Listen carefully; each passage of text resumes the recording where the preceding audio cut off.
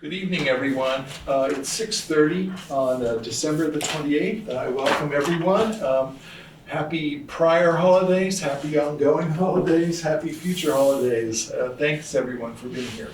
Call to order the regular meeting of the Selectboard Wednesday, December the 28th. It says Monday on the agenda. I know, I made a mistake. That's right. Wednesday, the 28th at 6:30 p.m. Hi, Jethro. The first order of business will be for us to, Rusty will read our rules of procedure. The Select Board has adopted a set of rules and procedures for its operations. They are here and in on the chat line. These rules ask that everyone present at the meeting conduct themselves in a civil manner.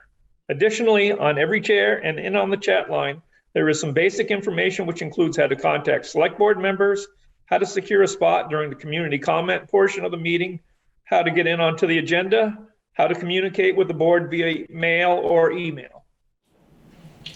Thank you, Rusty. Thank you. Thank you, everyone, for hearing that. All right, so for the next part of our agenda, we move to the welcoming of the public community comment period. I turn it over to Veranda. Okay, welcome everybody. We have a couple of community comments tonight from Anna Klein and John Shaw. So Anna and John, take it away. Hello, everyone. I will start. Just wanted a very quick update from Neighborhood Roots, just to say that we're organizing some group orders for seeds, potatoes, grower supplies, and everyone can get up to 20% off their order with no sales tax. And it's Fedco, if you don't know, is a wonderful cooperatively owned company in Maine. And we organize group orders throughout the year, but this is the big one. And the additional thing this year is because we are can administer EBT SNAP, that folks who have EBT can get an additional 50% off any seeds or tubers or anything that are plant related, food related. So that's pretty awesome. And then I also wanted to mention, and the ordering for this closes on Saturday, New Year's Eve. So kind of got to get on it if you're interested. February 5th, we're going to be, once the BBC is opened up again, we're going to be organizing a Soup for the Soul potluck too, just community potluck. People bring soups or recipes or desserts, or it's just going to be kind of a fun midwinter event. And on February 25th, we're going to organize a community seed swap. So this is kind of connected to the Fedco order. So when people get their seeds in, we're going to, all come together and we can split up packets of seeds and trade, and it'll be a lot of fun. And I'll put the link in the chat for the Fedco order in case anyone's interested, but it's just neighborhoodroots.org/Fedco. All right, that's my bit. I'll pass it over to this guy. Hello, everyone. I'm John. I just wanted to talk about the Guilford Winter Pen Pals, which is a activity that we organized last year and are doing again this year. And we had a really good response last year, and I hope that more people sign up this year. And the idea is just to have connect people across town to exchange notes and letters through the winter. And the sign up for it is on the library website, just on the Guilford Free Library homepage. And the sign up is just your name and your address. And then there's questions about if you have certain interests or age or whatever, and if you have preferences for people. But the important part is your name and address. And that's basically it. So, and it's a the library and the Guilford folk are organizing it. That's great, John. I see that Kathy, next week or so. Kathy, did you want to say something? Oops. You're on mute. You're on mute, Kathy. I would like to speak on behalf of the Guilford Gazette. First of all, we were nearly out of money, and we put out a plea for some donations, and we got a lot of donations, including $150 from the town of Guilford. Thank you very much, all of you. This next edition, which comes out on February 5th, is the town meeting edition. And one thing we like to do very much for town meeting is to print candidate statements. Your request for being on the ballot is due at the end of January, but our printing is long before that. So anyone who's planning to run for office should send a candidate statement to the Guilford Gazette by January 7th, which is about a week from New Year's Day. And then the latest edition will be going to the mailing. We'll be preparing it for mailing on February 5th. And we'd love to have people come help us get it ready for mailing. Takes about 2 hours. It's a nice social time, and you get to see the Gazette 2 days before anybody else in town does.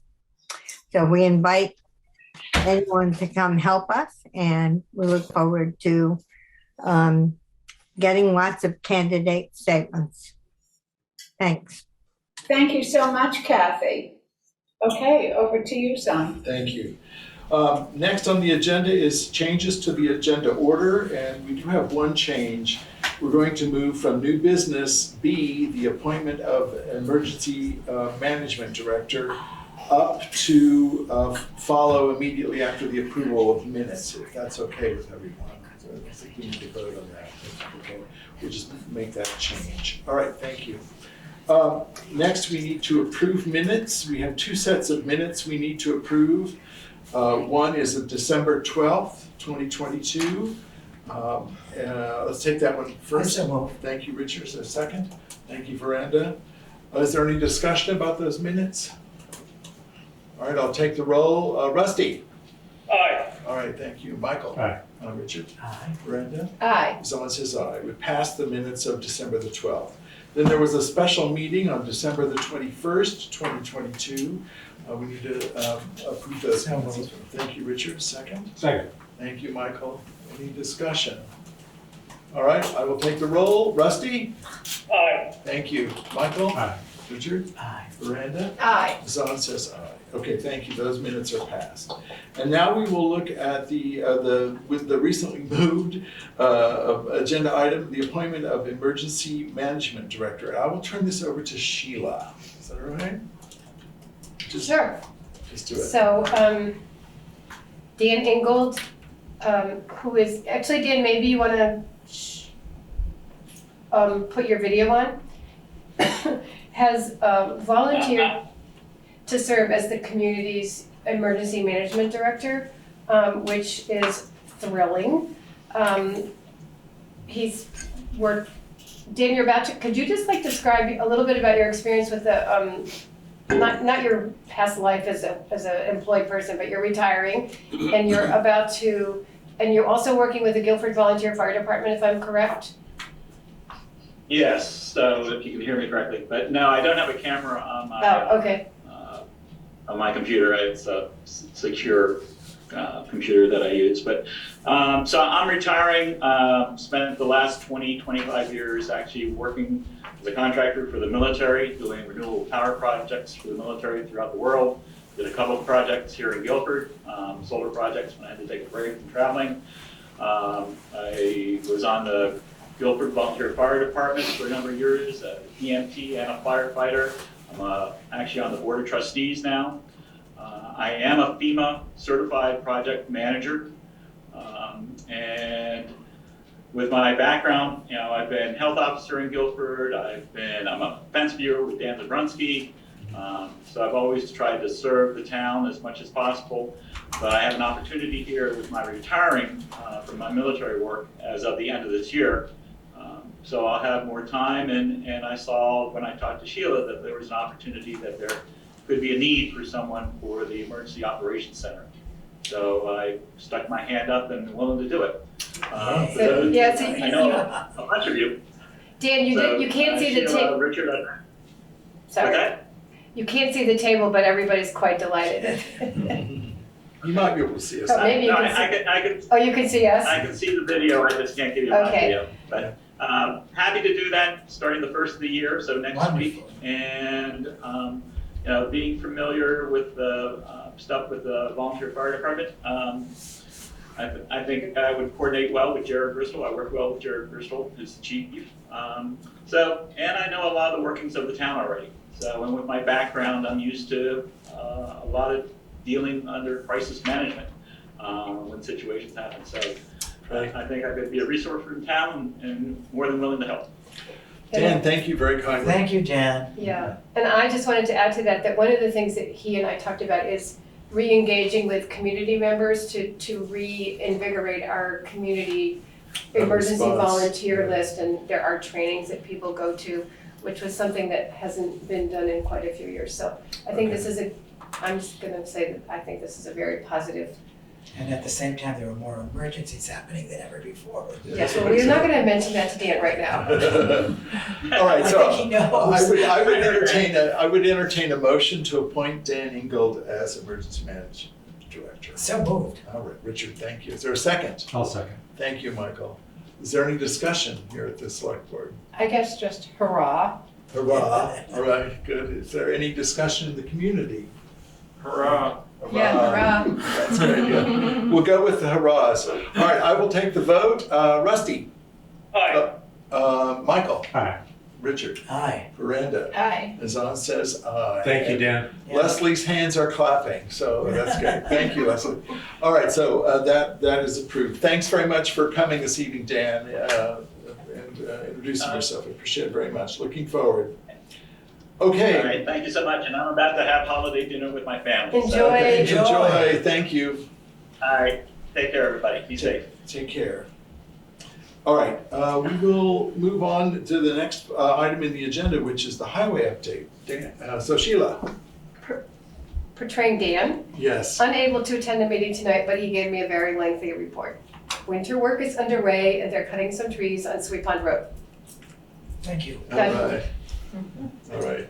Thank you. That's Yes, good. and thank you for clearing up that storm. It was just amazing to be able to come home from a long drive and have the Packer Corners Road have dirt on it. That's great. Looked great. I will say that because we didn't have a functioning EMD, I was talking with Dan and reading all the strategic command center reports, the state, and the Green Mountain Power and Comcast. There were reports every few hours. And Dan was like, the roads are fine. So that was really good. That's great. Good. Okay, folks, we'll move on to the old business part of the agenda, which is information that we've actually approached before, and now we're going to look at it a little bit differently. So Sheila would like to talk about opening an account on Indeed.com for job postings. Okay, and I put that paper in the folder, in the meeting folder, but I don't have it with me. I must have pulled it out when we were talking about it, Dawn. But basically, with Indeed.com, you just get a major, thank you. You just get a wider broadcast of your job descriptions. And I've would like to put both the treasurer job description, and which has been posted on the website and on Front Porch Forum and on the Guilford Facebook page, and I have 1.5 possible applicants, but I'd like to get it out there more. Oh, it's also on VLCT website. And I've emailed Wyndham Regional Commission to see if there's anything going on in the area. But Chris Campany's on vacation this week, so I don't have him. But I would like the select board to authorize me to put a job description or descriptions on Indeed.com. There are 2 options that seem feasible to me. One is a cost of $51 per application. I get to reject an application within 72 hours so that we don't get charged. And the second is to pay a fee of $120 a month, but I don't know that there are any qualified applicants out there, so I'd kind of like to try the $51 a month, $51 application, and just know that I read the emails all the time, so. I'm not sure I understand. So it's $51, so we pay them $51.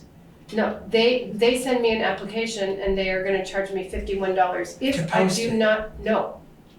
I can post for nothing. Okay. It's getting the applicants. Applicants. So if I get an applicant that looks awesome, I can pay $21 and proceed down the line. 51. 51, thank you, everybody. But if we're gonna talk finance after, later tonight, you can all just like laugh. But if I want to say to the select board, let's consider this candidate, it would cost us $51 to look at that candidate. So we get to start that way and see if anything comes in, and if we get deluged by appropriate people, then I could probably change it to $120 Per month. That's what I wrote down. $120 per month, yes, I just wanna check. Are we advertising in the local papers too, or Not yet, I mean, you don't think I it's? don't know, I was looking at the Reformer and those ads are like so big, and then I was looking at the comments and they're like this big. So I could do the comments. I think we should. It makes maybe sense to do that too. Okay, let me write myself. Are we, In addition to this Indeed.com? this, indeed, Yeah. How do people, any other comments? Let's get a motion on the floor first. I move. Okay, that we open an Indeed account at $51 per application. You moving? Is there a second, please? Second. Thank you, Michael. Is there any discussion here at the select board? Okay, I see Pat. I'd like to ask the question. The delinquent tax collector is a separate office. Is that going to be advertised also? The Office of Delinquent Tax Collector. The lady who tax, that's what, We don't have a position. she does that. It's part of, Penny was appointed delinquent Right, tax collector. So, I But don't, is that, that's that another, is not under consideration yet, but it's a good question. yeah, I because don't- it's a voting thing. Tomorrow, Penny and I are gonna go through all the elections and see who's appointed and who's elected and what we need to put into the Yeah, because warrant. that's an office that has to be voted on. Right, so I I'm don't have an curious. answer for that yet. Thank you for raising that one. Good, thanks. Okay. Any other comments? All right, so I'll take the roll call for that. Rusty, what's your feeling? Aye. Michael? Aye. Aye. Brenda? Aye. Zahn says aye, so that I'm passes. sorry, who seconded it? Michael? Michael, you're really fast on the And draw do we, today. my suggestion to get it into the local I newspaper. put I that think note that, to yeah, I myself. think we That's- can. We don't need to- we don't We need have to a motion budget it. for advertising, Good, job okay. positions and things like that. This is a different kind of thing and I Yeah. just wanted to make sure. But I want to make sure that we get it. Yeah. Okay, folks, then we'll move right on in old business to a report on the ARPA Advisory Committee recommendations. And this is coming from our subcommittee of Richard and Michael. So shall we, we've all seen the report from Richard and Michael, their recommendations based upon the recommendations from the ARPA Advisory Committee. I'd like to just say one more time that the work of that ARPA Advisory Committee was stellar. The report was stellar. It's recognized at the state level as being one of the best reports perhaps the best report from a community about how to spend ARPA dollars, the process used and so forth. So it's really well received. So here at this Two table, members and we have of two the members in committee right here. in the room right here, and yeah, and also Jamie's online. So Right. so a quorum of them are here. So great. So let's consider that. All right. So would it be helpful? Let's see. I want to just get it up here. I didn't bring a hard copy. Okay. I was thinking. I didn't bring your memo, but I thought the report itself. Oh no. I've got the memo.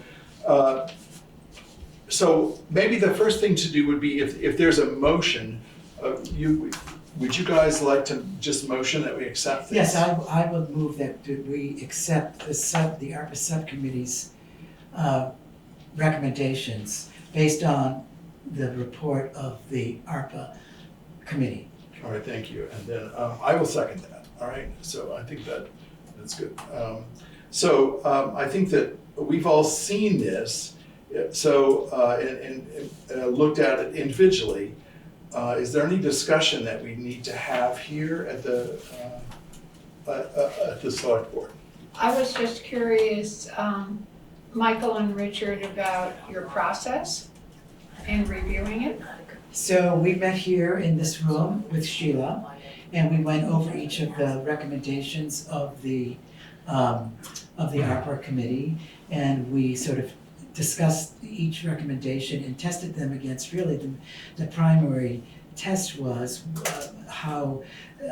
should be as far as I understand it, the primary criterion, which is how were they related to the impact of COVID on our community, both going forward. That has sort of transformed into how can this money be used to make a community healthier after the pandemic. Would you say that was the way we were? Yes, I would concur. Yeah, so we went through each one individually. So I think it might be helpful just to state where there's variance. There's very little variance from the recommendations of the ARPA Advisory Committee in this report, but it might be helpful to just point out a few of those things. Would you be comfortable? I can do that. Let me see if I can do it. I was just trying to pull it up here. Mhm. I know that. Well, why don't you do it from the notes so we're more Okay. precise. I said, so what I note here that's perhaps of note is that there are two generators that were recommended for funding, and that the select board, your recommendation is that the select board requests that each of those nonprofits, each of those applicants request an RFP for purchase and installation of a generator, and perhaps working together would be the way to go. Right, So and we working with a maintenance contract that might be able to cover both of the generators. Right, so- And And the EMD. And then we may be, seek a discount because of the fact Right. that we want to purchase too. Yeah. I Okay, think so- you might want to just preface this, may I speak? I'm Yes, of sorry, course, no, that's fine. Mr. Chair. Please. What does that mean, maintenance? That would be included in the ARPA for the generator? Because when we discussed it, it was only the $52,000 for the generator for the school, and that wasn't mentioned. And the other was for the BBCC, again for $54,000. Mhm. And in the ARPA committee, it's stipulated that you cannot have anything that requires maintenance or any expense to the taxpayers after the fact. You can buy the house, but after that, you're on your own. Yeah, I think that's a good point, Patty. I think that this would not be necessarily seeking, that the town would be seeking these maintenance proposals so that this town would be paying for those, but that there might But be. they can't be by ARPA Yeah. funds. Not with ARPA funds. Yes, I understand that. So, Okay. but the organizations that would be getting the generators will need to be concerned about maintenance. So Right. there's an opportunity for them to work together to get a stronger maintenance contract, Okay, is the idea, I think. thank you. I think another significant item we should touch on here is the radio system for the fire department. Yeah. In that we felt it would be a good idea to add a clause that grants be sought after to sort of leverage the amount that was off of the ARPA Yes. dollars that were offered. Yes. Isn't that what the? Yes, it says here that the select board would request the fire department seek additional grants for the radios before ARPA funding is made available. And I just thought it would be So helpful yeah, to yeah, state okay, that yeah. publicly. So there are a couple more that I want to talk about quickly. One from the notes here. Another one is that the advisory committee recommended $30,000 for the DV fiber project for internet, and the subcommittee is recommending that should be a floor. And if possible, depending on talks with the DV fiber representatives and the math as it goes forward, there might be opportunity to invest more, because every one of those dollars is a one-for-one match. So that would be one. Another item that the subcommittee recommends is the request for the grant writer at $20,000 from the advisory committee, that if necessary, increase the amount so that the grant writer's scope of work includes researching potential grants and funding sources if necessary. So that would be something that we'd probably work with staff to figure that out. Okay. Is that different than the planning person that you want to hire? That's different, yeah. Yeah. And then those were the only differences as far as expending money. There was a request for the Guilford Historical Society that they actually put together an ARPA application for funding. Felt like there was an inclination from the subcommittee to think about funding that, but we need to see some actual, which is exactly, I think, how the committee, the ARPA advisory committee, felt the same way, that there was an inclination to fund that. But as I recall, the proposal as it looked wasn't fundable. Didn't seem fundable right then. And then the only other one here is that the subcommittee is determined that the War Memorial project does not meet ARPA funding criteria. So, and then there is a list of other additional projects that were also listed in the recommendation from the ARPA Advisory Committee. Those are also part of this report as well. So, Sheila. Yeah, so I wanted to point out that there are many actionable items and expenses that are associated with this review, and if you adopt it, if you approve it.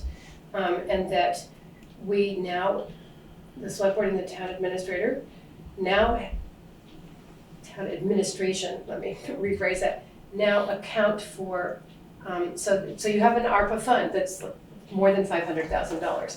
And so we have the income in, but now we are going to track project by project the dollars spent on those funds that come from the ARPA fund.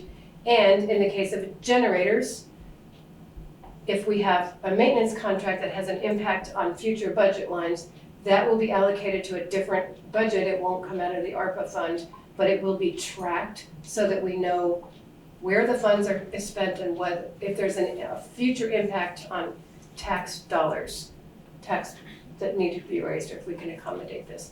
And there will be we'll also be looking at ways to be efficient with the dispersal of these funds, disbursement of these funds as well. Yeah. So I think that's kind of what you were referring to with the generator thing. Yes. I think another comment I'd like to make is that we have the advisory committee and this report do not, neither recommends that we spend all of the ARPA dollars that are currently sitting in Guilford. So we're still working through this project. It's a process for the town. And we're grateful to the advice and the recommendation from the select board subcommittee. Are we ready to move forward? Is there any other comment in the community? Is Yes, that please. recommendation for the general public consumption, is it It online? will be once we vote on it. It's not currently. It's only coming as part of our business right now. Mhm. As soon as we adopt it, if we do, then yes, it probably would be. It will go on to the. You can look at the ARPA Advisory Committee's recommendation. That is currently up online. Oh, okay. You can see that. And it's like I said, there's very little variance here what the subcommittees recommend. Just a few points are different, but we'll make this available. You'll see it in the minutes as well, probably. Yep. Okay. Oh, see, there's Jamie. Jamie Jerome, I see your hand up. Hi, I just wanted to comment on the radios that their original application did include some FEMA grant funds, but they were unsure if they were gonna receive them, but the amount that they were requesting was after the FEMA grant, so they need to be, I think they've done it already, so check what their status is with that grant. And also Katie Buckley had said that, when you go to them to say that they should apply for a grant, you should also recommend that they potentially partner with other rural fire departments because it would increase their Yeah, so chances. that should be added into Yeah. to that sentence in the memo. Seek additional fire department grants for radios. Okay. And work with other, Work with other fire with other area fire departments. And that's possible probably now more than it was through the Wyndham Regional Commission, right. that kind of partnering. So that's a new step that's just happened in the last couple of months, so. And then the other small comment was, I think that BBCC may have already ordered their generator because they needed to have it ordered to get the certificate of occupancy. And they got a special permit because it was back ordered. So I don't know how much room there's gonna be for, putting out a RFP for that. Yeah, okay. Yeah. Well, we'll check it out. We'll follow it along. All right.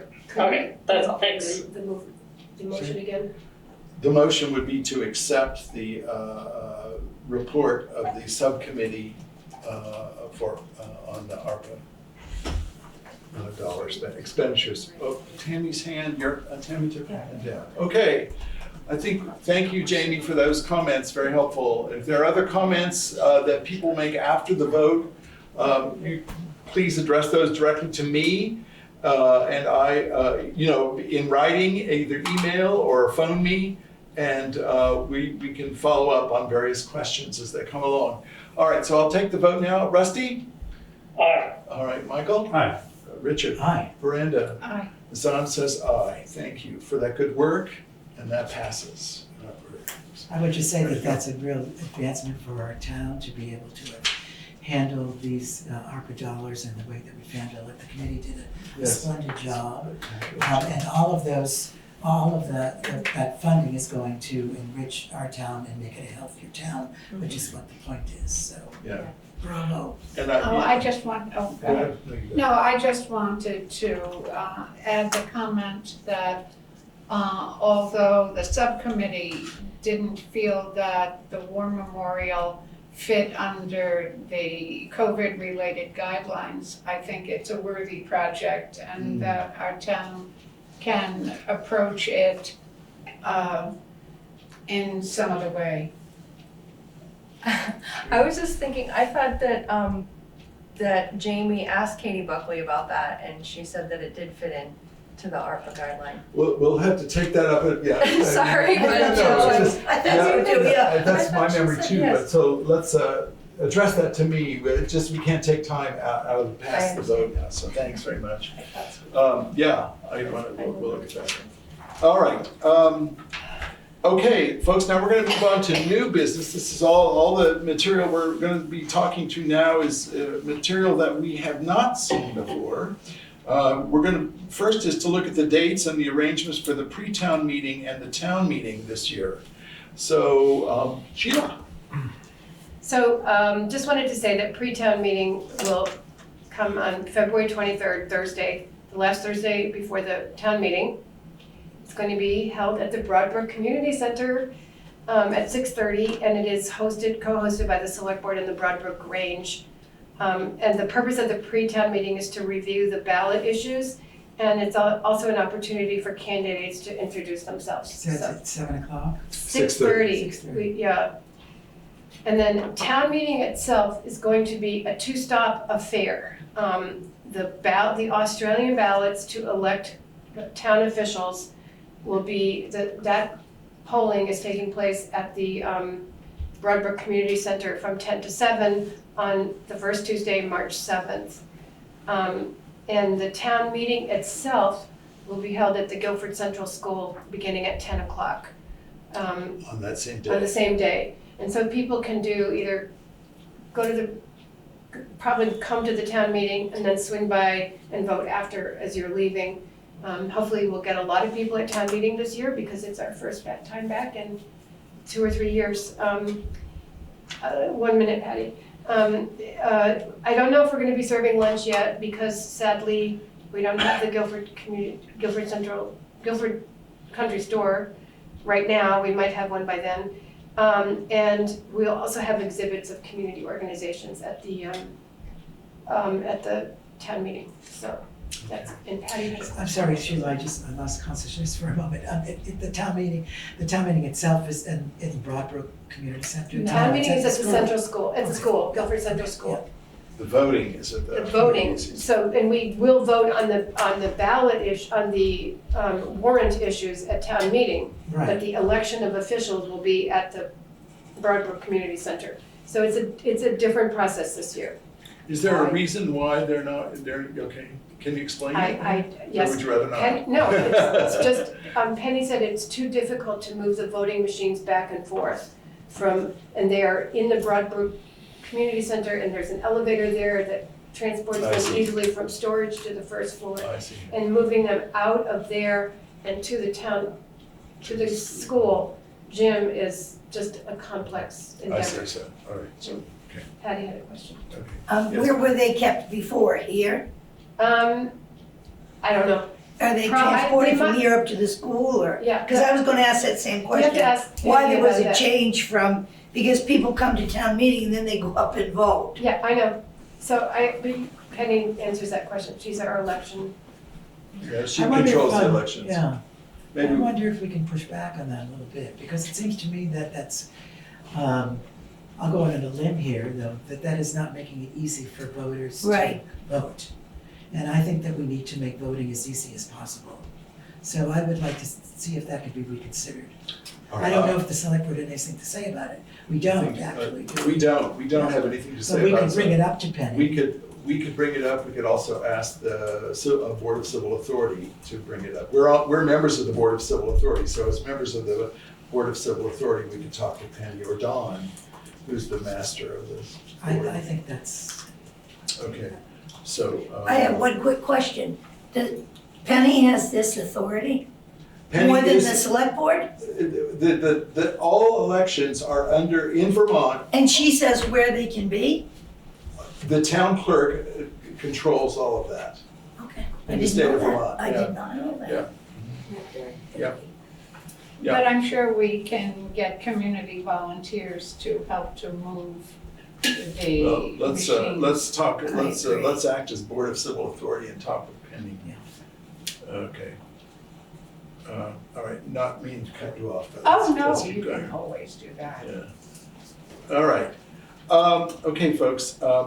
Jethro, we've invited Jethro to come and talk about the current housing situation in this, in our neck of the woods. So, Hi, Jethro, Hello? if you want to, You want me to come closer? just come a little closer so we Yeah, want to make sure we hear please. everything. Can I sit over Yeah. here? Yeah, there we go. Hi, everyone. So a couple weeks ago, I went to a workshop in Wilmington that was hosted by a few different nonprofits that was focusing on housing needs, mainly in Windham County, but also addressing throughout Vermont. And it was very insightful. There was a large turnout of different town officials from other towns throughout Windham County and even throughout some of Vermont. And I was really struck by just how much, I mean, we're all aware that there's definitely a need for housing. I mean, you look at Brattleboro and they just recently did a study and found that they could fill 500 units today. Like that. It's just, there's a really huge demand. And it's interesting because there's obviously demand for low income and there's obviously a demand for senior housing. But I think what's not being touched on is the need for, where people are kind of phrasing the missing middle. So it's our police officers, it's our teachers, it's our nurses, it's these folks that are middle class in a sense, but it's that just can't find the housing. And there's really good Vermont, there's some really good information out there on just exactly what's happening, and a lot of it has to do with we're not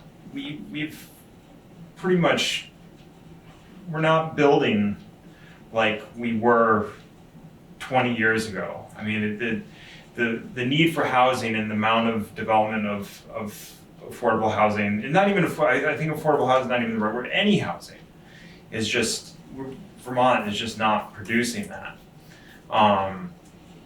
And I guess why I really wanted to come and talk was I just wanted it to bring to the town's attention and to the select board, just as things come through, that this need really exists. And and I feel like, as far as Guilford's concerned, when it comes to where it would make sense for housing is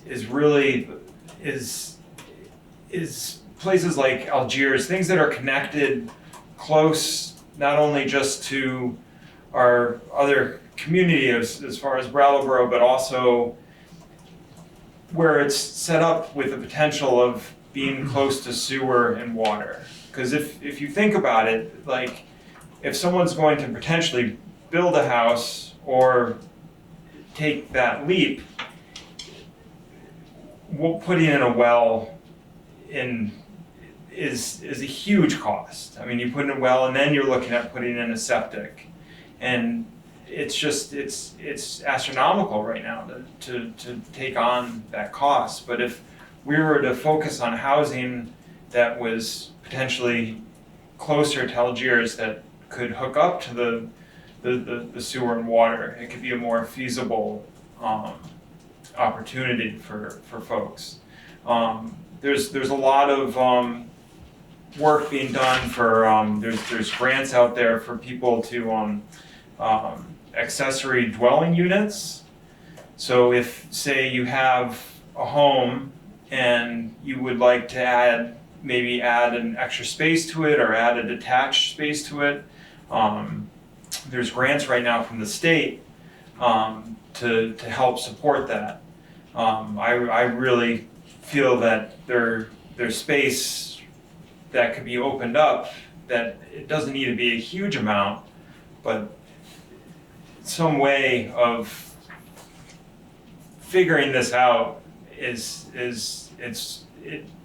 doesn't need to happen now. It needed to happen a long time ago. We're really, it's been something that's been an issue, but it's really coming to light more now. And it's interesting, it's something that I've been aware of, but not to quite the extent. And yeah, there is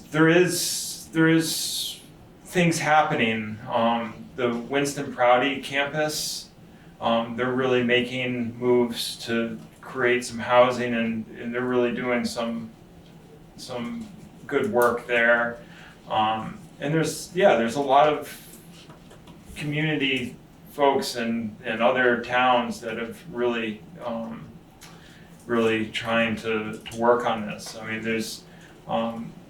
there was some folks from Manchester that Vermont, and they're really struggling because even their Dunkin' Donuts doesn't stay open till like 1 o'clock because there's no employees, and they're finding that their police officers can't live in the city. There's no, everyone that works in Manchester has to live somewhere else because they can't afford to live there. And so,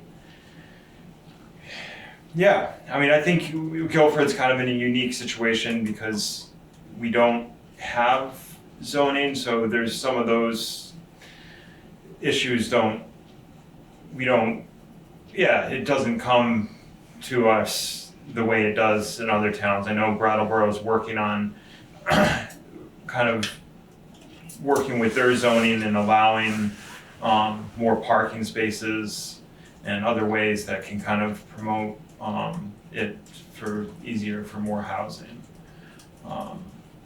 But we're certainly not alone, and I know it's not just a state problem, it's definitely a national problem.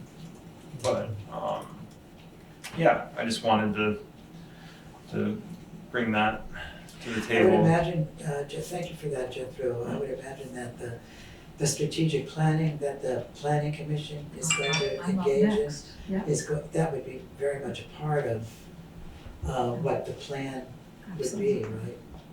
Yeah, exactly. Yeah. Did you want to speak to that, Jeanette? Well, I think I'm on the agenda. All right, Jethro, well, thank you. I mean, I think that it was interesting, was it about 10 days ago? There was a meeting with the Conservation Commission and the Planning Commission with Chris Campany. And he talked, who's the director of the Wyndham Regional Commission, and he spoke about a number of signals that are more and more present in our, not only in our community, but on all of the communities of Vermont. And they're sort of the canaries that are already burning or whatever, Right. that we really need to start paying attention. It was interesting to hear him say a number of things. So it's timely that you're bringing this up. I mean, I think it's an issue that more and more of us need to be aware of in the community, because it's, as Chris said also, I mean, you know, Guilford is a wonderful space, but it's also very tied to Brattleboro in certain ways. And so the pressures that Brattleboro's feeling are going to be some of the same pressures that we're feeling here in Guilford. And so finding out ways to address them or think about them is very key. So I appreciate that you're bringing this up. Yeah, of course. Great. Thanks, everyone. Thank you. Thank you. Let's see. Let's go on then to the Planning Commission Strategic Plan Contract Recommendation. And I'll invite Jeanette. That was a wonderful segue. Yeah. I could have just not even come because you guys handled all of it. So just some background. It's almost a year that the Planning Commission has been configured in its current form. And as Jethro illustrated, and Julie as well, we've worked really hard to increase our knowledge base and really try to understand what planning represents and what our mission is. And I think of planning as being both stewards of the present, but also visionaries for our future. And as Jethro alluded to, there's many things on the horizon that are going to affect Guilford's future. Vermont's, and we had with Chris Campany said the other night in our joint meeting that Vermont's unique in that municipal planning is really owned by municipalities rather than more of a centralized government agency. And while that autonomy has some pluses, it also means that you have volunteers who are really trying to do planning that in many localities is done by professionals with years of training. So I've kind of become more and more humble over the past year about how much we don't know, in some ways not very well equipped to really perform good strategic planning for the town. So as a result of that thought process, looked into hiring a strategic planning consultant and had support in doing so from Chris Campany. I'll mention that he actually drafted the RFP that we used to solicit firms. So I think that moving forward in this direction had support from all levels. And I'm just going to give you, just for a second, I'll give you a quote that Chris shared with us the other night, which is that, and I quote, "Available futures are not just those that we passively forecast, but those that we actively create. They are futures which do not simply happen themselves, but can be made to happen if we meanwhile adopt wise attitudes and policies." I don't know enough to know what wise attitudes and policies are. So that's why we put out to bid for the RFP for a strategic planning consultant. We were fortunate to have 12 firms respond. 7 of which were Vermont-based. We went through a joint process of evaluating the firms, selected 2 for a second interview. As a result of that process, we selected Du Bois and King. Du Bois. I want to be French when I say it. Du Bois and King. Of course, well known to Guilford from their scope and study. What I really liked from the get-go was that their emphasis is on talking about what the community values and building upon that. Lots of expertise demonstrated through working with other towns about community engagement and really focusing on soliciting community input through different types of events to not come in with a preconceived notion of what Guilford needs, but let residents of Guilford's talk about what their values are, what their visions are for the future. So they have a demonstrated expertise. What's also great is that they have such a deep bench in terms of the people on staff. They have landscape architects, they have land use planners, they have water and wastewater design people. So, if we think about development, you have to first have wastewater and water management systems, so build it and they will come. So their cost estimate was in line with other bids. It was not outrageous. It fell right into the middle of what other firms were projecting. So all in all, I think we're very fortunate to have such an experienced and competent firm desire to be our strategic planning consultant. So I recommend to the select board that you agree to offer or award them a contract. Okay, so I will make that motion that we accept the planning commission's recommendation for this. I will second. Thank you. Question, how, is there a time frame? Yes, the RFP says that this process would conclude in August. So they would, once we award the contract, they'll start in January. So 8 months. And I would just make a comment about Du Bois and King that when they did this scoping study for the pedestrian way in the Guilford Center, that they were very conscientious about having 2 meetings where getting as much town input as they could in regard to what they were suggesting. And their proposal and taking includes, their suggestions, because they had for a meeting where they took suggestions and a second meeting where those suggestions were incorporated into the plan. Good listeners. their proposal includes different modalities of getting input, so not just meetings, but small groups. And so they have an array of ways that they want to get people engaged. Yeah, I'll say as part of the process, I was sitting in on the process, and I'll just say that I was impressed with they're bringing a slightly different team than we met before, and one person especially on the team is very keyed into community engagement and different modalities, as you suggest, for how to engage people and get them involved in this overall process. Because their understanding is, their belief is that the best plans will come from working with the community and really hearing what the ideas need to be or don't need to be, whatever they really want to work with. Another question, do you know what their charge would be now at this point? Not their financial charge, but what is their deliverables going to be? They have, actually in the proposal, they have that very well laid out in terms of the timeline, what the deliverables are going to be. That's part of their proposal, is very concrete deliverables. And could we as taxpayers ask how much that is? Excuse me, yeah, we'll wait for a minute, thanks. Just want to make sure. Well, thank you, Patty. I'll call you in just a second. Okay, I've already asked the question, thanks anyway. Thanks. So is there any other comment here at the committee? Sheila. Sorry, so the strategic planning process will be working together with the strategic planning commission. With the planning And commission. and residents. Sorry, with the planning commission and residents, right? So I'm sorry. they're working under the direction of the planning commission And the select board. and the select board, okay. All right, sorry, Patty. That's your question? But no residents, is that what, she mentioned residents, are residents involved in it too? Absolutely. Okay. When we say community, that's what we mean, is Okay. residents, Thank you. yes. But you don't have a ballpark figure, like 30,000, 30 to 5 to 40? Do you have a We have- ballpark figure, just Yes, as a gist of it? their quote is for $37,700, Okay, thank you very much. $570. I have a question. What are you planning? Well, I think that, I think Jethro alluded to that, is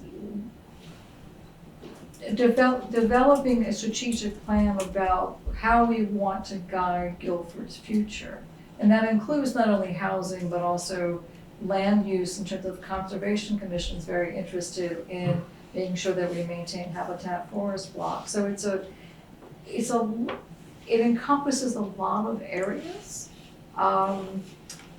And as I was trying to allude to with that quote, is that we could passively sit by and let things happen, or we can try to take a more proactive approach to how Guilford evolves. But I don't have a preconceived notion of what that evolution will look like. That's actually going to be something that'll be determined by engaging community members to discuss. Well, like Jethro was talking, that there is a need for housing, and, which is very true. Right. But where does the town fall into that? Like, when we're talking like private property, then. Well, one of the ways and this is just a possibility, not saying this is the direction we're going to take, but if you think about building properties at our building, one of the things that needs to be in place to permit development or permit any building is wastewater and water systems. So again, this is just throwing it out there. Towns could say that they will put some dollars toward infrastructure along those lines. This is, again, not trying to imply that that's the direction we would go. But Vermont is unusual in terms of, from what I've seen, is that they have very specific smart growth goals. One of which is development of pre-existing compact village centers, which was what Jethro was alluding to. If that's going to happen, there needs to be infrastructure to make that feasible. Again, this is something that I've been learning about and reading about. It would be premature to say that Guilford's going to be moving in that direction, but it's the kind of conversation that I think would be useful for the town to have. Yeah, and I mean, it opens up a lot of different conversations of where we want to see Guilford go, and having, and this consultant, having a strategic planner. I mean, we spent a long time looking through many different applicants and kind of going over this, and it helping guide us to see what Guilford needs and how it can assist us into the future. I think this is a very unique and really nice opportunity for Guilford, and I think it's a good thing. And if I may add, a strategic plan usually has a set of goals. I mean, and how the goals and the objectives, which are how the goals can be achieved and what the cost of achieving those goals would be. So in a strategic plan, a good strategic plan would always be attached to a budget. So if you say that this should happen, then the strategic plan would include how do you have the funding to make that happen. And that's actually in D&K's proposal, is that they want to have a forward-looking plan with a prioritized set of goals, with realistic initiatives, and realistic, not just pie in the sky, what can we achieve?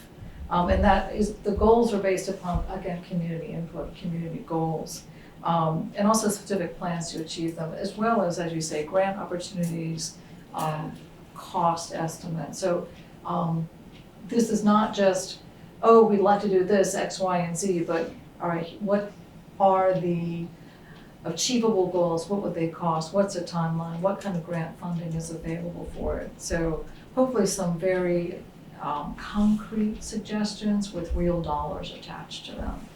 So I guess I asked you one time, right, so is the whole thing like to promote the growth, or is it just to, when there is growth, to steer it as opposed to promote it? I think to be determined. I don't think I can answer that question, but I do think that. That's Well, I what think the- that's a very important question. That's something that the strategic plan would recommend. It would say, Guilford, the residents of Guilford want to see their town grow, and this is the way that they are suggesting it happen. Or the sentiment in the town is that this town does not want to grow. So that would be what they're. Yeah, it could be either way. That's what the strategic plan is trying to figure out. Just asking. Okay, I'm gonna stop the conversation only because I think we have we have a lot much to more do. to do tonight. So if there are other questions and so forth, please send them to me, but I think we have enough information. Does the select board have enough information to take a vote at this point? All right, thank you. Rusty? Aye. Thank you. Michael? Aye. Richard? Aye. Veranda? Aye. And Zon says aye. Thank you. So Thank you very much. thank you very Thank much. you. It's a good step for Guilford, I think. Thanks very much. And I'll just remind everybody, I'm not being too forceful. I was a little strong with Patty there, but just remember that when we're asking questions, the statute requires that every single person's questions come to the chair. It's not because I want to hog the meetings. But It's he just a asked way a to- question about a cost, Yeah. and she didn't answer, so that's why I interjected while it was there. I'm just saying, and so it's my job to control the meeting. We're doing fine, I like the nice, open, friendly feel I do too. tonight. I really appreciate it very much. Just saying, so that if you see me reaching toward to gain a little more control at another meeting, that's why, okay? Understood. Thanks very much, folks. All right, so we're gonna move on to one more item of new business. It's actually, it's in an area of information that we've looked at before, which is a report on various funds. And we're going to be dealing with some transfers. The board will be dealing with some transfers as part of this. So, but we're gonna turn this part of the meeting over to Sheila. So fasten your seatbelts, everybody. I want to start talking about the capital improvement fund, the capital fund, and then move on to transfers of funds in general. And then, first, and then between those two, I'm going to answer some questions that Tammy has raised about funds that I think will help everybody think about them. And then I'll give you an overview of some of the fund totals. So I'm going to share my screen because we're going to first talk about the library project. See you later. Nice to see you. Yeah. This. Okay. No, I like to do it this way, So I mentioned earlier when we were talking about the dispersal of ARPA funds, that the town, we have created this kind of worksheet to track income and expenses against for projects or for grants. This happens to be accounting of the Guilford Free Library expansion study. And so the way I've been able to pull together figures, I'm just gonna hold this up. This is about a half-inch thick of documents. That is about 20% of all the documents that I've examined to get to the bottom of where this funding of this Guilford Free Library expansion study. So I'm just gonna walk us through this spreadsheet.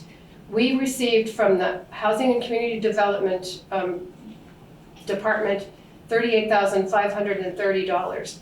That money went into, that was the grant number 070. So the total is 38,000. We actually received 38,294, although we were awarded 530. Somehow $236 in the intervening years probably was not filed for reimbursement. So we did not get 100% of the grant. But you'll see that the grants received went into 3 different accounts. No, one account. The revenue account is the 400 account, which is the Guilford Free Library expansion, the VCD, the grants account, the Vermont Community Development Program account, the 400 account.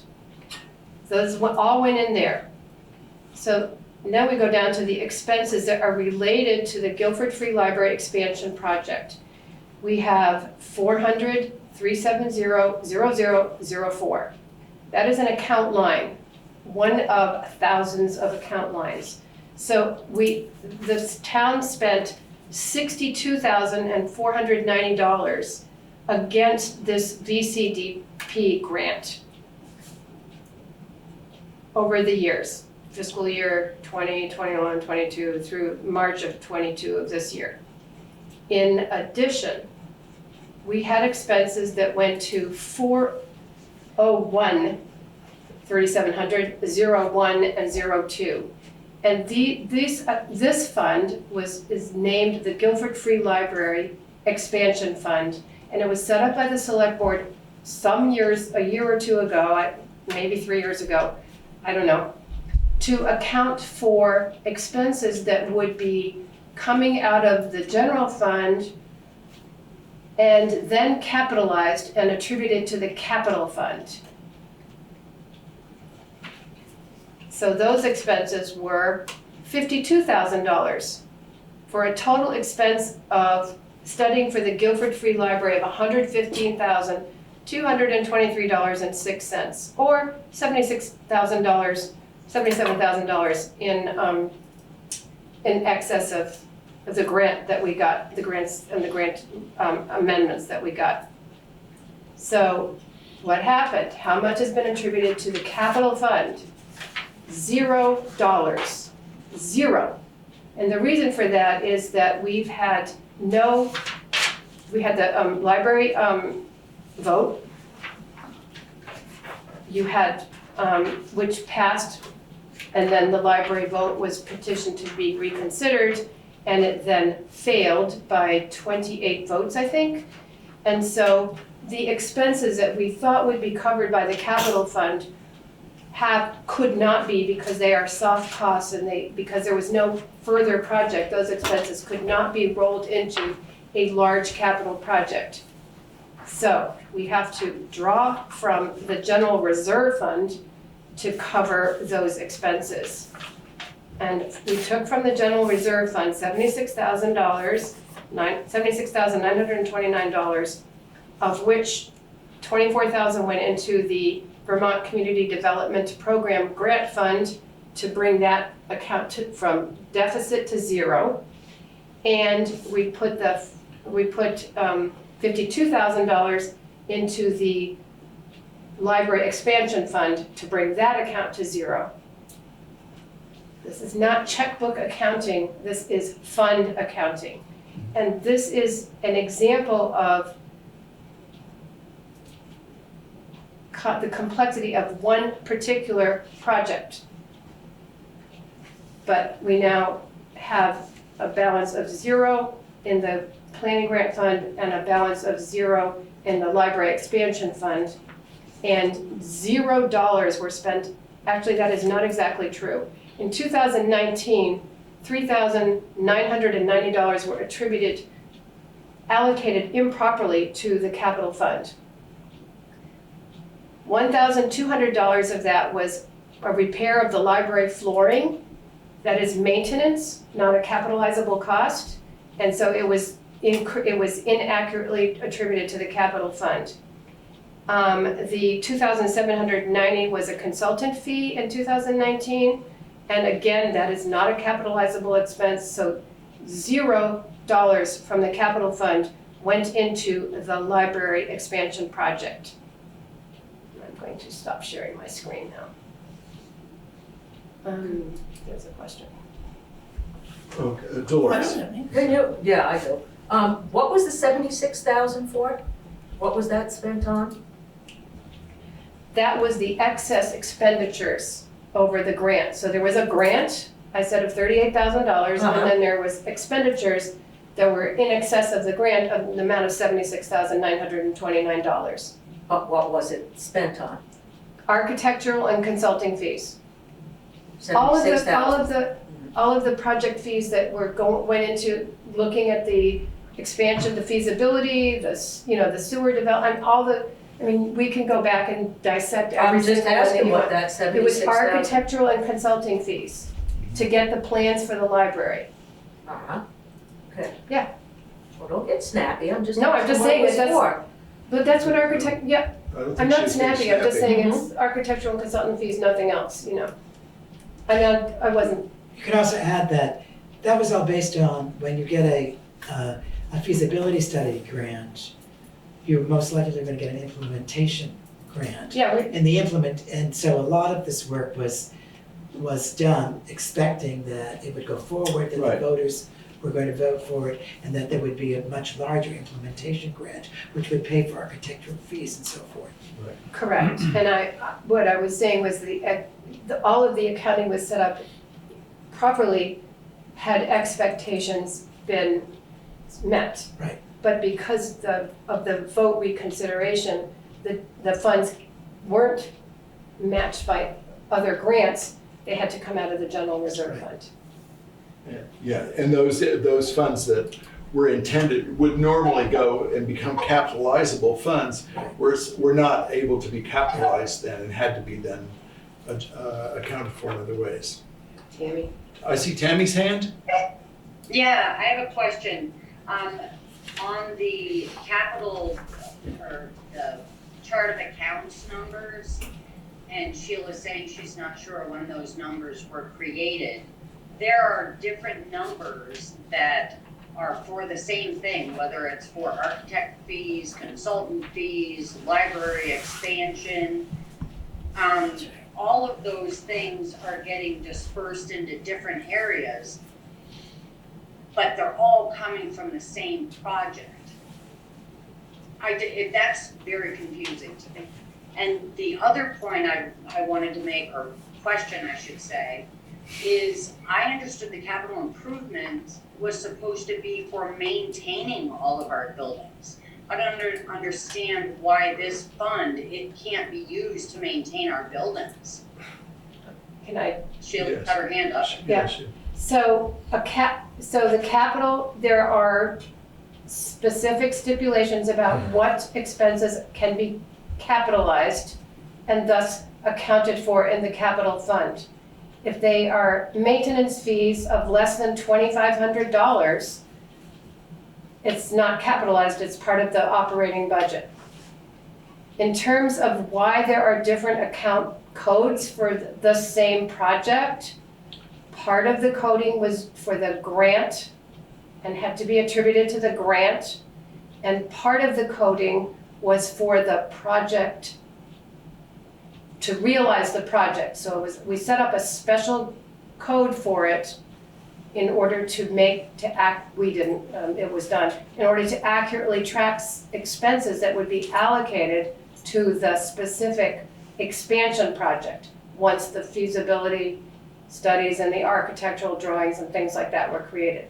So there are very good reasons for setting up different account lines. And But like one of the accounts was for capital expense unplanned, and that doesn't make sense to me. No, one of the account codes is for unanticipated capital expenses. So let's say that an account code for unplanned, let's say that the roof gets blown off in a tornado of the town office. That is an unplanned for capital expense, and the repair of that roof would come out of the capital fund. It's not something that we put into a capital improvement program. It is an unplanned for capital expense. Right, so there are consultant fees and architectural fees that were labeled as a capital expense, unplanned capital expense, but then there were other architectural fees or whatever fees that fell under different categories. Why are some of the architect fees unplanned and other ones are planned? They are, I'm sorry, Tammy, if you're talking about the library project, they were not unplanned. Right, so I don't understand why there was like $2,500 of it was paid for out of the unplanned account number. Where? I'm not sure. I don't. 0043710-8200. Oh, so she's Okay, so you're looking at a different, I'd have to answer that question separately. You're looking at a different project. No, it's the same project. It was the library expansion. It was marked for the library expansion. looking at different figures than we are right now. I have to look at different documents, Tammy. I cannot answer that specific question Get without. into this so granularly at this meeting. I was trying to, yeah, Tammy, if you could talk to me about that separately. I was trying to give an overview of this. If there's an unplanned for expense in the library, I did not find it, but I will look for it again, okay? Or you can talk to me tomorrow. It's the one I sent to you in the email. I sent you, all the select board members, the auditors. I sent the invoice number, the date of it, the total amount, all of it is in that email I sent you. Okay, well, the next thing that I'm gonna do, Tammy, is talk about your memo. So, and your email and answer some of those questions let me work on that and see if I get to answer your question, okay? Okay. So Tammy said, I don't understand why numbers being shown to make budgeting decisions aren't accurate. I've asked Penny and Sheila for copies of the grants received, and in the past, I had only found the main grant. I had not found record of the 2 grant amendments. I found those with the total of $38,900. Is it still on here? Yes, I'm sorry. Up top. I'm just, Yeah. It's okay. $38,294. $294, right. And Tammy got those documents, but the records are sometimes hard to find. Why do we have so many charts of accounts? We have accounts for every single fund that we have, which is close to 30. You have all, not everybody, you see our account lines in the operating funds for the highway and the municipal. So it's just the way that town municipal accounting software, municipal expenses are accounted for and revenues are accounted for. So charts of accounts, it's just we don't have, it's not like an individual checkbook. It's a very complex software system and accounting system. Is it true? I'm just asking because I'm interested. Is it true that the accounting line that we keep track of are ones that are recommended to us or are used in practice across the state, like by NEMRIC and so forth, and that, or are we creating all these specifically on our own? I don't know the history. Okay.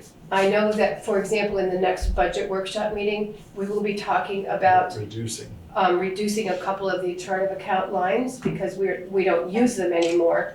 They are set up to be used, and then sometimes if they go for a long time without using, and that's been my experience over the last 7 years, they still exist in the software, but we write a note that says the select board voted to not include this anymore at such a point, and then it doesn't show up in the line, all the line items, but.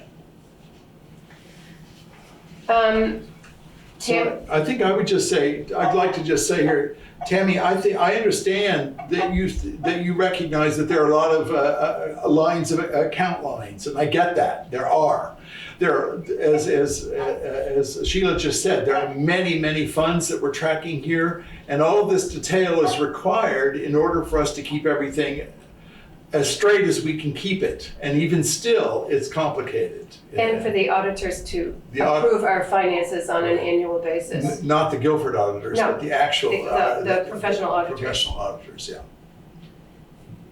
Tammy asked why the general reserve fund is not on the budget status report.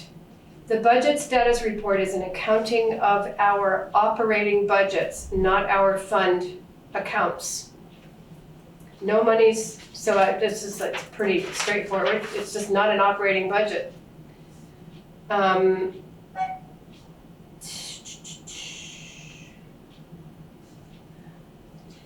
going to talk more about the general reserve fund in a minute, but let's see.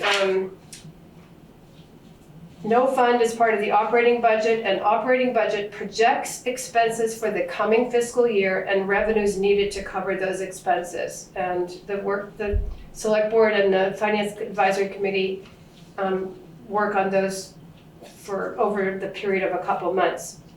No monies are transferred from the operating budget into a reserve fund until after the formal audit has been completed. So the general reserve fund looks different at different times of the year. The general reserve fund, which is formerly known as the Fund Balance Reserve Fund, was established by voters in the 2013 annual meeting. If there are funds in excess of expenditures for either the municipal operating budget or the highway operating budget, those funds are moved to respective reserve funds, a general reserve fund or a highway reserve fund. And I give as an example, I think I spoke about this a couple meetings ago, when we've had $500,000 worth of expenses for paving projects this year. $175,000 of those paving costs were paid for out of a state grant, and $260,000 or more of that will come out of the highway reserve fund, because those expenses were not, those expenses were not incurred in prior fiscal years, so that the reserve money, which was raised through taxes, went into the highway reserve fund, and now Dan's catching up on all those paving projects, and we're using money that's been saved so that we can complete the projects. You asked, Tammy, about $125,000 general reserve fund in the revenue line of the fiscal year 22 budget. Is that what you're asking me about? I don't know, I'm not understanding what you're asking now. I'm still kind of back on the library. We kind of fast forwarded past a couple of questions. I was trying to get clarified on the capital plan, the capital improvement plan. So Tammy, I think it would be. I'm confused on why we're spending over $83,000 for the library feasibility study and why that does not qualify for a capital improvement. Why that's not coming out of that capital improvement fund? I don't understand. Are you saying that every invoice that comes in, if it's not a certain dollar amount, it doesn't qualify for that? No, the reason for capital improvement, it qualifies or not, is because the project itself, by standard accounting practices, is either capitalizable or not. And if you spend money with good faith, as Guilford did, toward feasibility studies and various consultant fees, thinking that there was an expectation that there might come an expansion, those dollars would become capitalizable at that point, and they would be accounted for in that regard. Since the project was voted down, then those dollars can no longer simply be designated as capitalizable because there's no project. There's no project to put them against. So that wasn't made very clear when Peter Rood answered Dan Collet's question. Dan asked, where was the extra money gonna come from once that grant money was gone for that feasibility study for the library addition? And Peter Rood said that the select board had already allocated that money was gonna come from the capital improvement fund.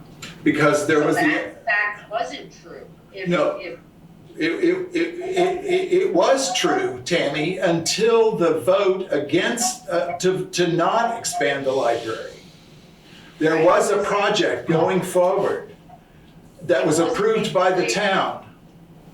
It wasn't made clear when that question was asked, when Dan Collet asked that question, Peter Rood did not say, if the project does come about, if we do in fact vote to have this addition put on, all of the money will come out of the capital improvement. But if the town chooses not to do it, then that's gonna come out of our general budget. I'm just saying that wasn't made very clear. It's possible, very, very possible, very possible. And that's, yeah.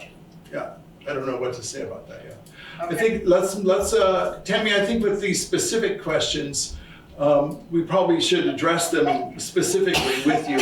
You know, I'm happy to sit down with you, Sheila, and you and I could sit down and talk them through at some point. Maybe not take the community's time here to deal with these detailed questions. Not that they're not important, they're very important questions, I'm with you, but we're sort of in the weeds now, I think. Okay. So that was an example of a fund and how it's accounted for.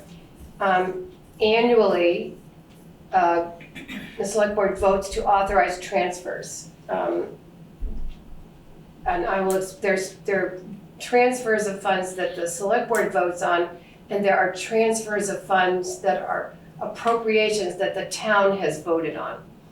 And so I've just described two, the Guilford Free Library Fund and the General Reserve Fund, but I'm gonna go through these one by one, and I would like one motion to accept all of these. We've already done 4 of these, as I recall. We These did. Transfers, yeah. Yeah. So there's just more of those. So we are transferring from the General Reserve Fund to the Guilford Center Bike and Pedestrian Study Fund, $7,432.02, which equals the town match of 88% of study expenses after receipt of grant, to bring the fund balance to 0.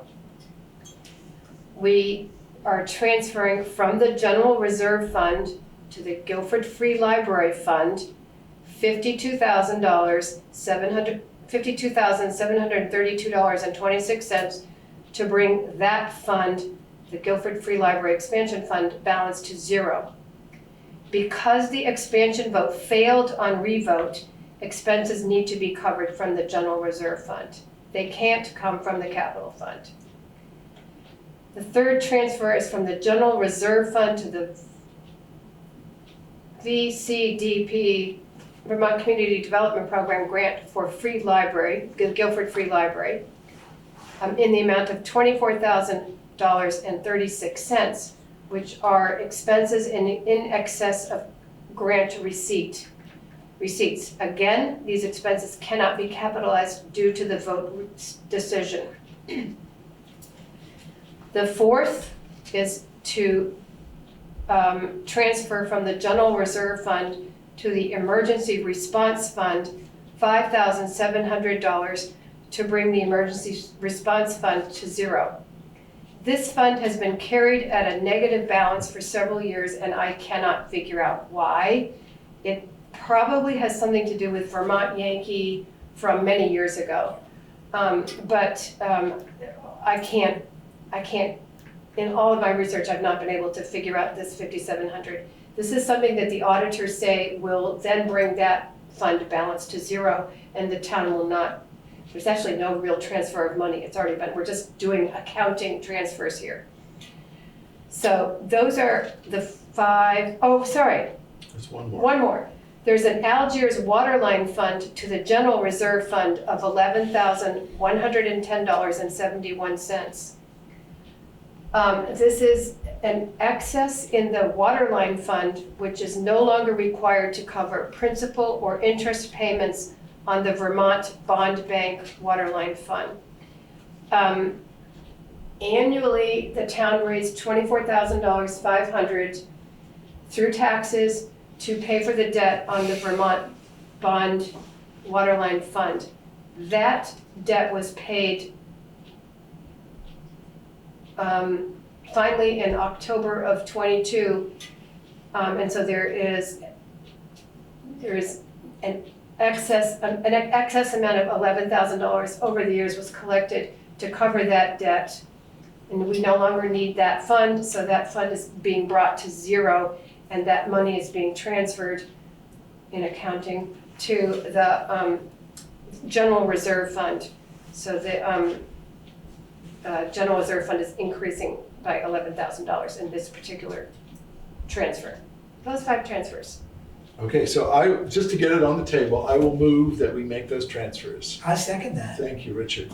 All right, it's not to try to presume that we all understand every single detail of what we're doing here, but that we need to, I will say, in my understanding, in my review of this with Sheila, that we are, all of this work today is to clarify, to bring things to a steadier position from an accounting point of view than we have been prior. And this is sort of more like housekeeping than it is anything else.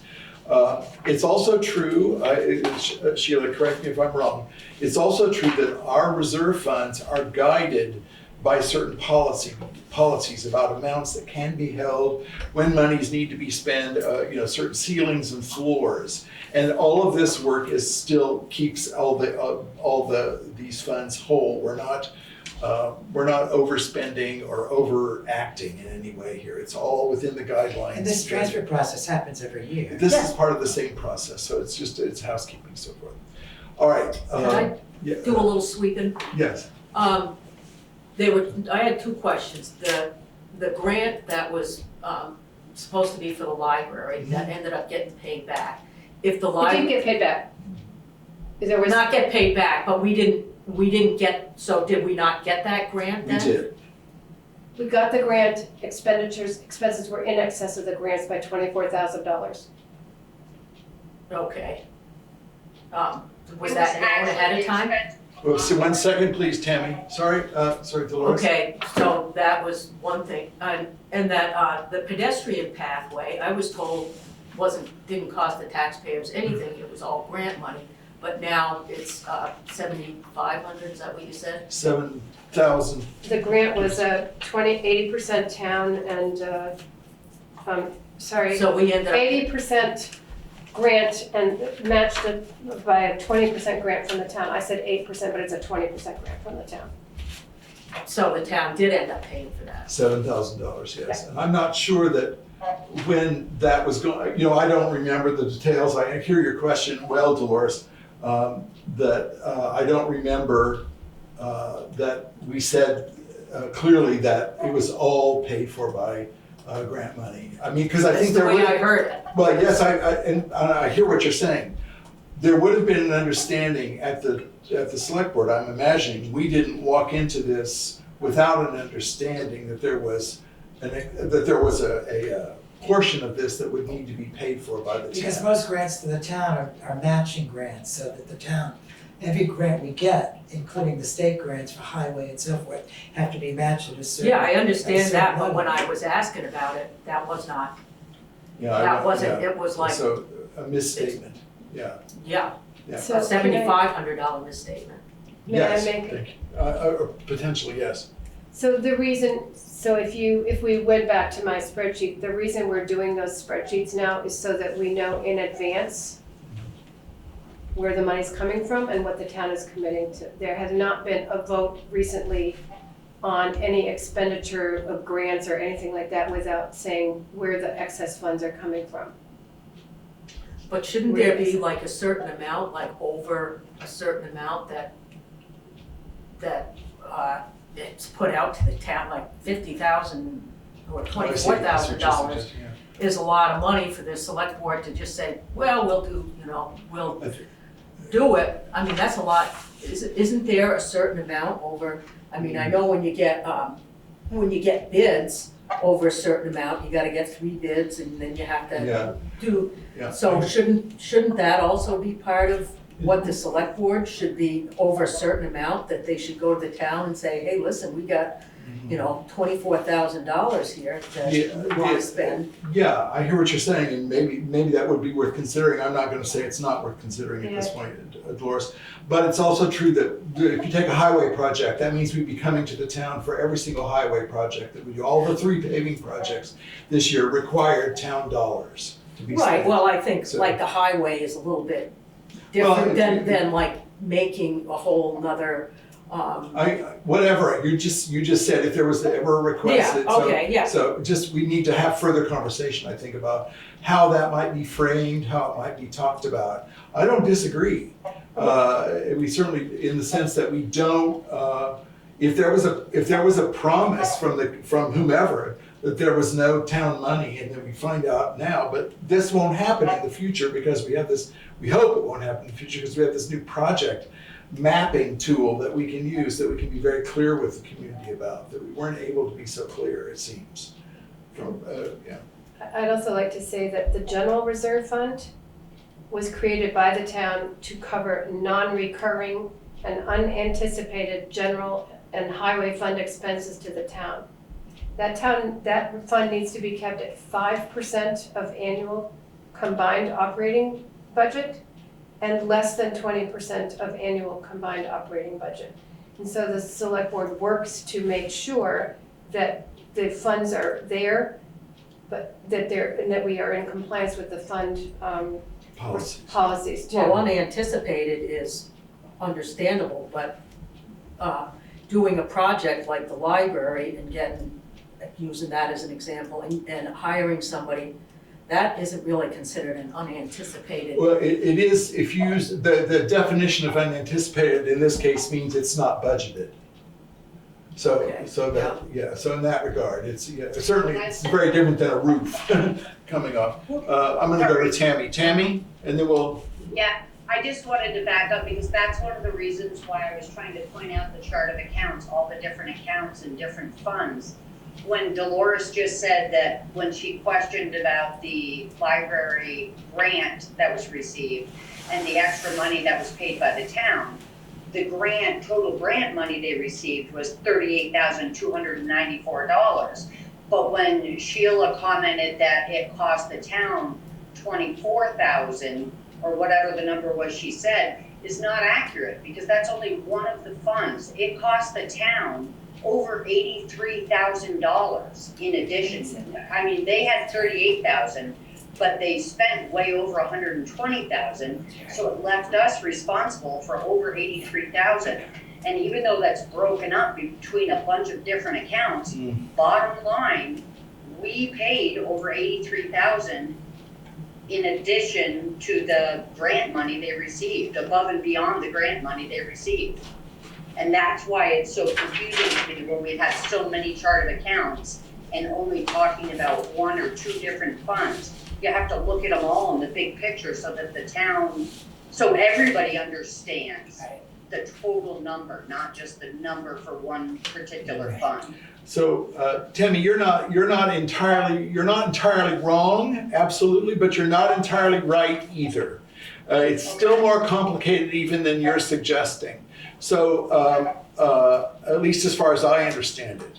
So I think that I don't want you to give would not be in our best interest to give the impression that we're trying to use these line items in order to hide various things from the community. That's absolutely not the case. It's a very complicated situation. And I will say thanks to Sheila for her look at all of this, we have a much better understanding about how to project these projects going forward so that hopefully this kind of thing will not happen again. That's our aim here. And that's the work the select board has determined that it wants to do in order to be really clear in our efforts to be open and transparent here. We're not trying to hide. And so I want you to be very careful that by pointing out certain things, they don't all add up in just the way you're suggesting. Excuse me. Yes. Can I? Yeah, sure. I don't think she implied that. I think she was just asking questions. You're trying to imply that she is trying to convey the impression that the select board is doing something dishonest. I don't think that's her goal. I think she just wants to know where the money went. Sure. I don't think that she implied in any way that anybody was doing anything sneaky or underhanded. Okay, then I misunderstood her. All right. Can we move on? Yeah. Thank you very much to Tammy, because vigilance is a watchdog of democracy. Absolutely. All right. So we'll move ahead now. Thank you. You want to take a Can I minute? also say something about democracy? I mean, that this is representative government. Right. So the town elects the select board with trust to make decisions, right? Should there be, the library, which is a town building, Right. says that it would like to have an addition. Is this possible? Well, let's see if it's feasible. And the town, which has elected us as select board members to make decisions to go forward with, should we go forward with this project or not? You've elected us to make those decisions. That's how representative. But with COVID, a lot of people didn't know what was going on, and it kind of was a fait accompli before anybody even realized it was on the spectrum. And so then we were presented with it. So people, and I was one of them, they got up a petition because I don't want my taxes to go up. They got up a petition for a revote. And again, the people spoke, but this time they had a clearer idea because of COVID, not because of any mistrust of the selectmen. Thank you. All right, Once should we vote, I say- have one more thing to say. Okay, we need, so we'll take, we have a motion on the floor to make these transfers this evening. These very normal transfers from one account to another in order to get things up. So I'll take the vote. Rusty? Aye. Thank you. Michael? Aye. Aye. Richard? Miranda? Aye. Zahn says aye. Thank you. All right, now Sheila has one more thing and then we'll go. I do. So we have town funds, and I just wanted to say, I have with great confidence figures. So we have in our capital reserve fund, 660, I'm not gonna give the exact dollar amount, $668,000. We have in our general reserve fund as of the 14th of December, $345,000. We have in our bridges fund, $500,000. We have set aside $87,500 for the Green River covered bridge because we think in another 20 years after it was done the last time, we're gonna have to do it again. We have $552,000 in the ARPA fund and $175,000 in the waterline fund. That is I have 5 pages of funds. And you just spoke about And five. I just spoke about 5. Yeah, okay, great. So we're looking at a lot of things here, folks. All right. And I just wanted to thank Sheila for her diligence. I mean, talk about being in the weeds. Sheila, I can't even estimate the number of hours that you've spent digging into this and trying to provide clarity for us. Thank you. All right, we'll move on to the warrants. Thank you. Okay, well, Less excitement? it's exciting in its own little way. Okay. Okay, I move that we pay the following warrants. Payroll week 12/18/22 for the sum of $8,368.13. Payroll week 12/26/22 for the sum of $7,124.95. Expense warrant 2212 for the sum of $50,426.54. Check warrant tax overpayment refund for the sum of $289.51 for a total of $66,209.13. Second. Thank you. Richard, is there any discussion? Yes, the largest expenses here were all insurance-based, and I can go through some of those. There was Blue Cross Blue Shield for $4,055.70. There was, I guess it was the Guilford Volunteer Fire Department liability insurance was $3,609.02, and to VLCT, a combination of different insurances adding up to $12,646.25. Also, our workers got year-end bonuses. Yes, thank you, Brenda. Oh, sorry. Okay. All right, so I need to, we have a motion on the floor, so we will, is there any discussion on paying the warrants? All right, we'll vote then. Rusty? Aye. Michael? Aye. Richard? Aye. Miranda? Aye. Zahn says aye. Thank you very much. Okay, so then we will move on to other business, of which I believe there is none at this moment. We have communications, Richard? Yes, we had several thank you letters for the appropriation to the Brattleboro area hospice, the gathering place, and the AIDS project. Very nice thank you letters. All right. And of course, the appropriations were voted on by the Guilford citizens. Yes, it was. All right. Good.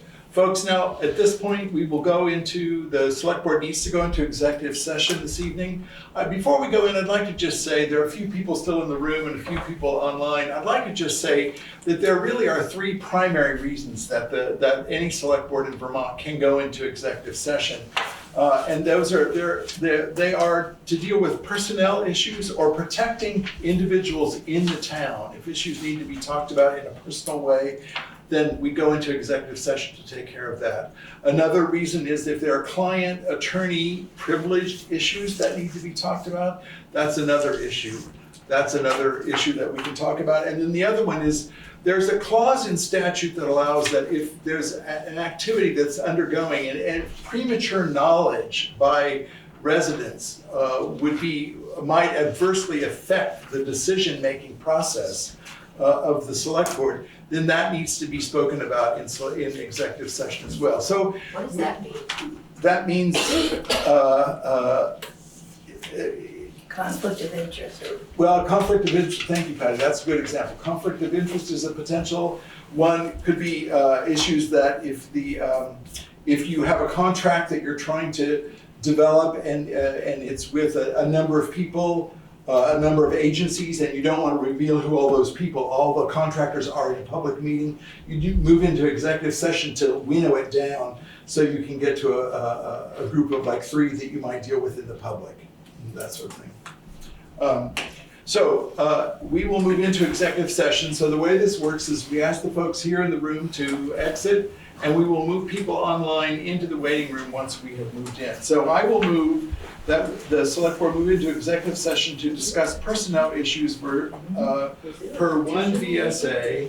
313A3 to discuss the appointment or employment or evaluation of a public officer or employee, and to invite Assistant Town Administrator Sheila Morse to join us. Is there a second? Second. Thank you, Richard. All right, I will take the roll call vote on that. Rusty? Aye. All right, Michael? Aye. Richard? Aye. Miranda? Aye. Zahn says aye. So we are now in executive session. Good evening. It's now 8:40 and we need to vote to come out of an executive session. So I will move that that the select board come out of executive session. Second. Thank you, Miranda. Is there any discussion about that? All right, I'll take the roll. Rusty? Aye. Michael? Aye. Richard? Miranda? Aye. Zahn says aye. Okay, thank you. We're out of executive session at 8:40 this evening. The select board has come out of executive session. We have 2 actions that we need to take care of. I will move that the select board accept Peter Root's resignation and authorize me to sign the appropriate papers. Second. Thank you, Richard. Is there any discussion about that? Yes, I just wanted to say that the select board wants to thank Peter for his work on behalf of the town and that we wish him well. Wish him the very best, yes. All Better right, health. Better health. Better health, yes. I will take the roll. Rusty? Aye. Michael? Aye. Richard? Miranda? Aye. Zahn says aye. All right, thank you. And then Let's see, so I have a motion that I'd like to make. please. Okay, well, in the light of Peter's resignation, I'd like the select board to appoint Sheila Morse as interim town administrator. I will second that. Thank you. Is there any discussion? All right, I'll take the roll for that. Rusty? Aye. Michael? Aye. Richard? Aye. Miranda? Aye, Zahn says aye, so we've taken care of that. with our gratitude. With our gratitude, Sheila, and with our gratitude to Peter. Thank you. All right. Actions from the previous meeting that need to be carried into this meeting, there were none. Actions taken tonight, I'm sorry, let me go through this quickly. We approved 2 sets of minutes. We opened an account with Indeed. We accepted the subcommittee's review of the ARPA Advisory Committee recommendations. We reviewed, no decisions there about the town meeting upcoming. Oh, we appointed an emergency management director. Yes. Wow. Yes, we did, Dan. We also accepted and approved the Planning Commission strategic plan recommendation to contract with Du Bois and King, and we approved the transfer of four transfers, or five, I think. I'll list them in the minutes. Yeah, that five, they're 4 or 5. Five. And we passed the warrants. Oh, and one more thing, Zon, we recommended that, that the town clerk look into moving the voting machines Oh, yes. to the same place where the town meeting is going Yes, to so, take. yeah, okay, we agreed as Board of Civil Authority members, yes, okay. And then we also accepted Peter's resignation, and I will, and move that I will sign the appropriate papers, and we approved that to appoint Sheila as interim town administrator. And there's one more action we could take this evening. I move that we adjourn. I second it.